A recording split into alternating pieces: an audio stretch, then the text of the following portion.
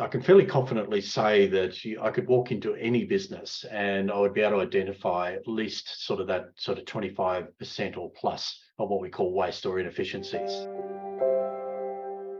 Today, I'm joined by one of our systemologists, Greg Gunther. Now, Greg has been working with business owners for over 30 years and has got an amazing depth of experience when it comes to solving small business challenges. And systemology really fits like a glove with his approach. And I've had the good fortune of working with him on a few different projects over the past couple of years. So most importantly, his heart's in the right place and he really does want to have the best for small business owners. Now, occasionally Greg and I catch up, and he mentioned that he and his business partner, Joshna, had just recently finished a white paper that was around the topic of this idea of moving beyond distractions. So I said, well, let's jump on a call, let's discuss it.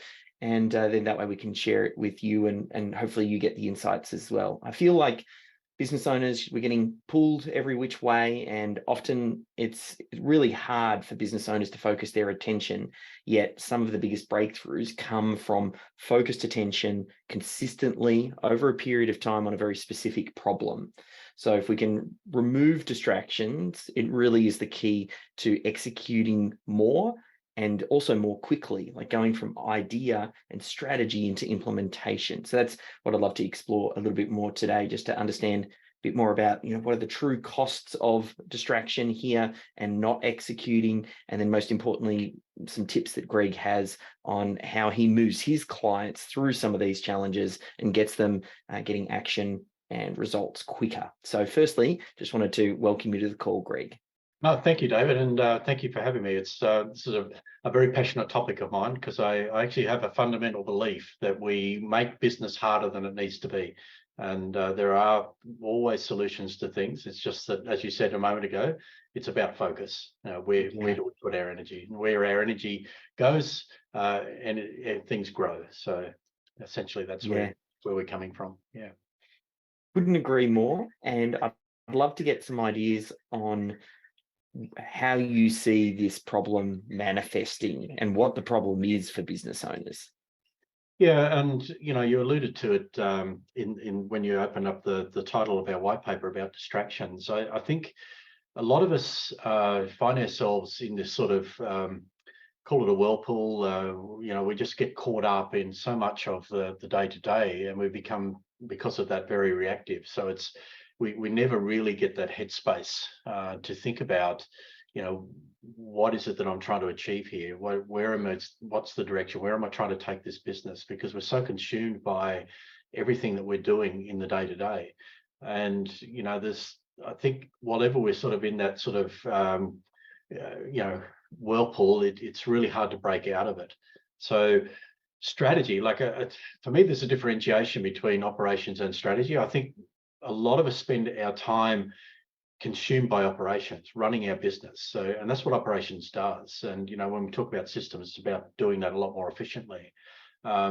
Strategy, though, is what shifts my business. And, a lot of people have great ideas, but they never really get beyond an idea. It's because I'm just so busy operating. So this whole piece around implementing execution is a really, really important piece. Because nothing, Joshna, my business partner that you mentioned, one of her favorite sayings is change doesn't come with time, change comes with action. And this is really what we're all about, is how do we take away the distractions in order for us to get traction through taking action. I love that. And I mean, really, it speaks to the core problem that we try and solve at SYSTEMology, which is to create the space for the business owner to be able to start to work on the business as opposed to in those operations. I find it always really hard to quantify the true cost of not working on these problems and not having space to work on strategy. I don't know if you have some insights on that. Yeah, look, there's a lot of different research that floats around with that, Dave. But I think I can fairly confidently say that I could walk into any business and I would be able to identify at least sort of that sort of 25% or plus of what we call waste or inefficiencies. And if you think about that, if we could just recapture some of that back through having good systems, for example, just so that we were increasing and improving our efficiencies. All of that tends to go straight to the bottom line. In fact, one piece of research I was reading only this morning, actually, Westinghouse Corporation have done a lot of research in this space around inefficiencies. They're big proponents of the 7 waste theory, which Toyota developed. And what they say is that in any service-based organisation, there's usually about 50% inefficiency in a service-based organisation. So if we could bring back the cycle time, if you like, of doing something, the cycle time measured by hours or days, by half, that will give or deliver about 10 to 15% to our bottom line.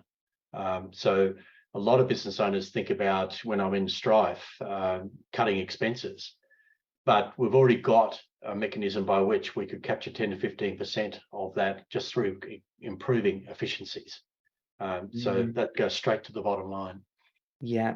And you kind of touched on that idea, because that's easier to quantify also than something like the opportunity cost and all of the benefits then of the strategy component. Because if you don't have space to deploy some of these strategies, that's really where you're going to get some tremendous wins. But how do you even begin to quantify that? I don't know if you have any ideas. Oh, look, Dave, there is a process, like I just mentioned the Toyota way. There is a process where you can identify what wastes are in your business. You can actually do an audit of your business, call it a waste audit, where you're using these 7 wastes that Toyota have identified in their own manufacturing processes. And we can do that audit. Any business can do that same audit in their own business. And what you're doing there is you're looking at things like rework, things I have to do more than once, or it could be transport. Like one of the typical transport ones is, you're shifting things around more than they necessarily need to be shifted around. So if you work your way through that waste audit process, you can start to quantify just what does that actually mean? Like how much waste do I have in my business? And you can sort of multiply that out into hours or even dollars in some instances to quantify how much waste I've got. So I'm happy to provide a template for that, Dave. You've just touched on something there that's not in my white paper, but I'm happy to share that template with you. Yeah, let's circulate that, because I feel like that's the first step, particularly when someone starts to think about systemizing. It's justifying that expense. Small business owners have limited resources and they can only allocate to certain things, often systems and processes important, very rarely urgent. So it's something that they don't get to. Whereas if we can actually quantify that, and still the bit that's the intangible bit that you can't really quantify, then is the opportunity cost that you're missing out on by not having enough space to employ a new great idea or execute on something quicker. I know you, some of the clients that you've worked with, I don't know if you've got any sort of top of mind where you've seen some of these challenges, and then I'd love to kind of explore a little bit about how you then work with the clients and what strategies that you kind of work through to help solve some of this. Yeah, sure. So there's a few different ones actually, Dave, that come to mind, but I think one that I can quantify, if you like, in terms of the result, because it did result in this particular business selling. We did using SYSTEMology, Dave. We worked with a business earlier last year, I think it was.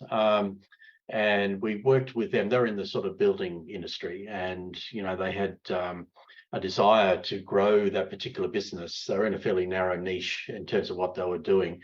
It was around the sort of the fire extinguisher and smoke alarm type business. So it was quite a narrow thing, and they wanted to take that business into the UK. So we were engaged to come along and help systemize. So using SYSTEMology methodology, we basically worked with that organization for a number of months, just capturing some of those sort of core processes. And what they were able to do was to take that work that we had done and literally turnkey that into the UK. So he was able to establish his business in the UK just in literally a matter of weeks. So he had the people there that he wanted to employ or engage. In fact, one of them was a part owner in the business over there, and they literally were able to launch this business in a very short space of time, like a number of weeks. But it gets better than that, actually, Dave. This particular example is one that's why it's top of mind. Is that business has since evolved, and what he's done is he's out of that business now.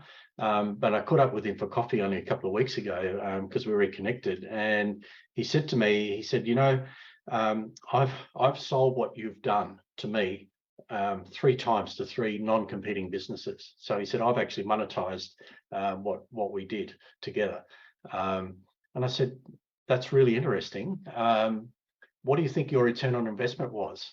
And he came back to me, he pondered for a moment, but he came back to me and he said, I've got in excess of 19 times return on the investment that I paid you. So to which my response, Dave, of course, was, well, I obviously didn't charge you enough for what we did.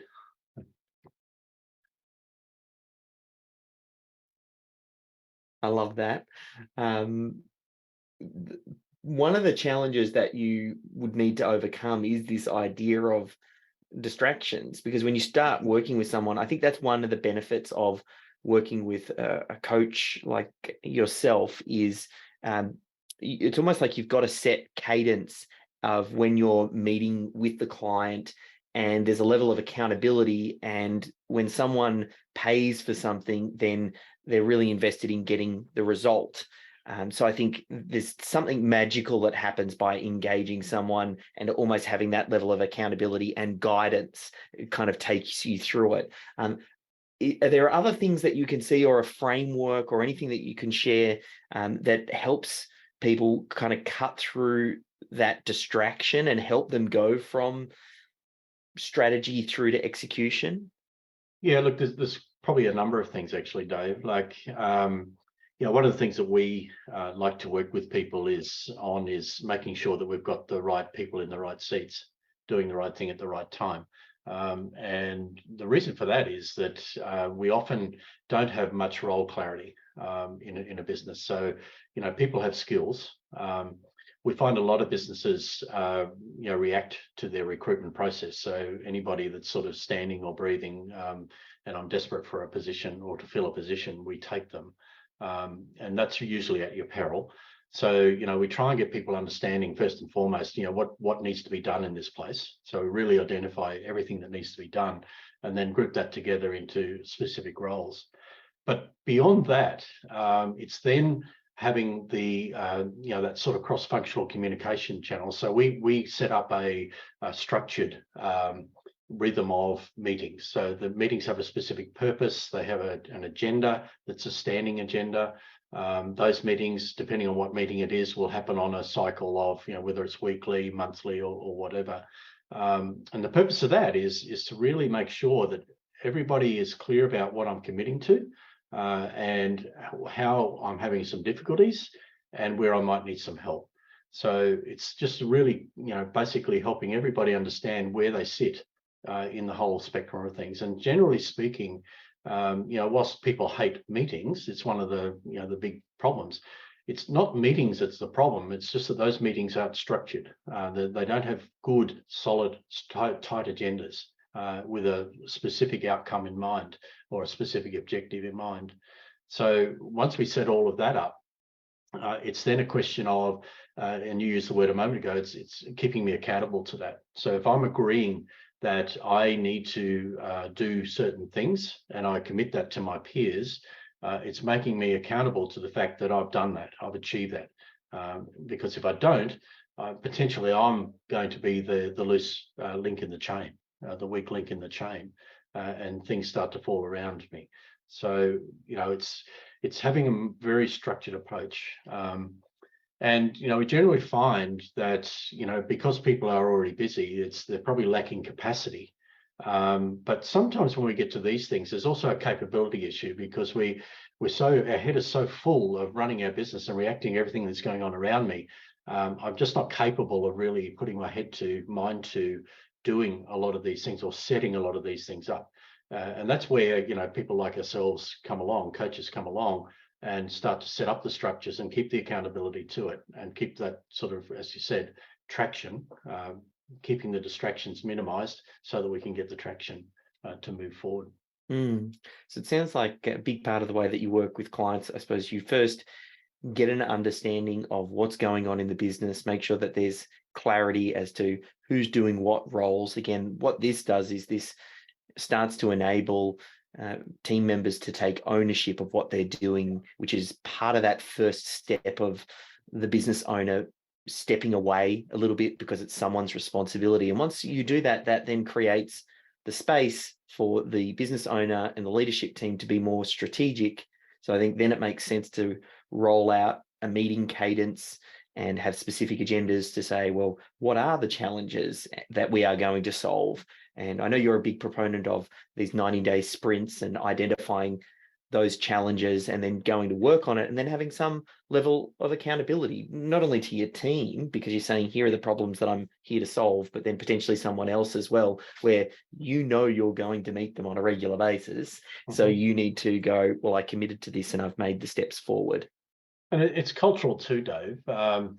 You know, like you want to set up this culture of accountability. You want to, you know, that we're like we always say to people, we're process-driven business. Like underpinning a lot of this is having really good systems and processes, because that's what, you know, that's the oil on the chain that keeps things running smoothly.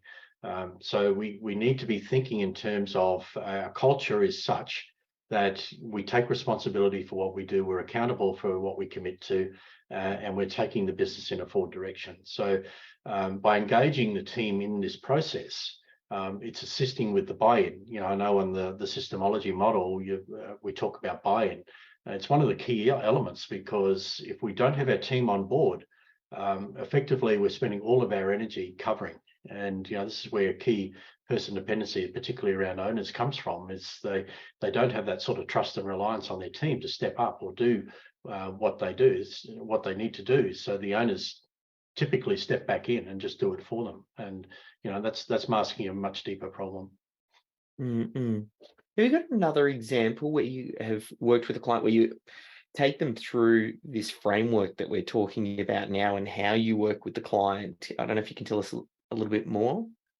Yeah, so there's probably a few examples I can think of, but maybe one that comes to mind was where it's actually in the health sector, the allied health sector. And, you know, basically there was, I'd say the owner, when we first met, was bordering on depression. He, you know, was very, you could see the stress.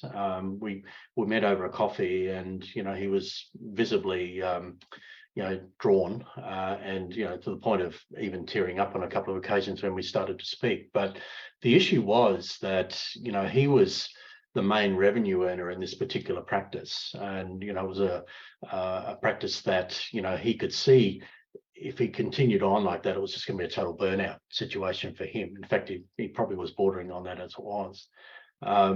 So when we went in and worked with them, the first thing we really discovered was that he didn't have the right people. There was no structure, and the people that he did have there, a number of them were actually not the right people. So, you know, there was an assistance that we put in place there to identify the structure we needed, what we needed from those people, and then we started to make sure we got right people in the right seats accordingly from that. We then moved on to systemizing his business. So, you know, in his case, you know, much of it was in his head because he was the main revenue earner, and he didn't really have much time, free time, because any time that he wasn't on tools meant that the business wasn't earning revenue. So, you know, we needed to get out of his head all of the things that he was doing, because he was very good at what he did. How is it that you do this in such a streamlined way? Why is it that, you know, your productivity, he did have a couple of other employed professionals. Why is it that your earn rate is like about 2 or 3 times the billing of the other guys? What are you doing differently? So we're able to unpack a lot of that and put that into some really good systems processes for the business, after which we're able to recruit into.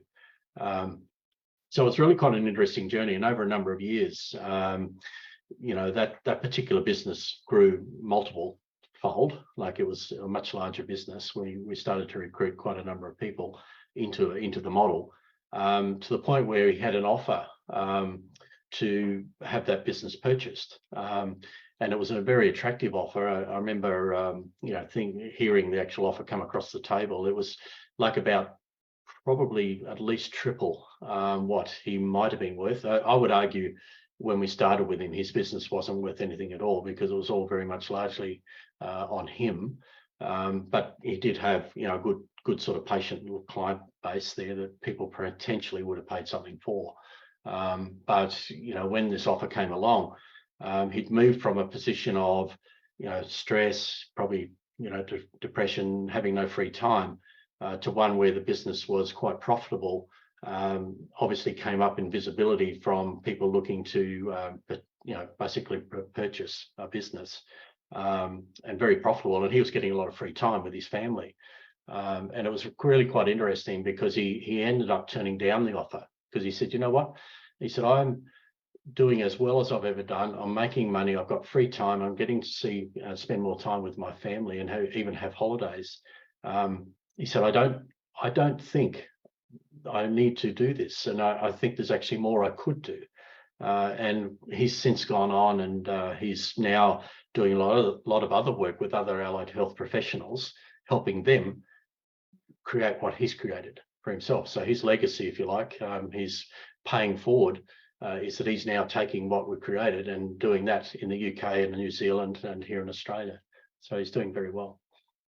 Yeah, I love that that insight, and it gives a little bit of inspiration for business owners as well to know what's possible. And if someone's feeling like they're in a similar situation, to know, hey, there are options here, and you can go from that feeling of overwhelm to really turning things around. I think that's what business owners do best: take challenging situations and make the most of it. The other key thing he did, Dave, is that he implemented.